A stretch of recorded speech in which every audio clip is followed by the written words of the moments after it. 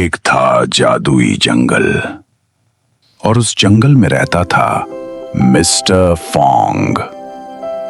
Mister Phong ने अपनी जादुई किताब खोली और बोला, आज मैं बटरफ्लाई बनाऊंगा। उसने अपनी छिड़ी उठाई और चलाया, इब्रा का डबरा, बटरफ्लाई आजा। और आ गया एक बहुत बड़ा हाथी। मिस्टर फोंग की आंखें फटी की फटी रह गईं। मिस्टर फोंग ने दोबारा जादू किया और 10 छोटे हाथी आ गए। अब क्या होगा? मिस्टर फोंग ने रोते रोते किताब पलटाई और एक सुनहरी चमकता सफा मिला।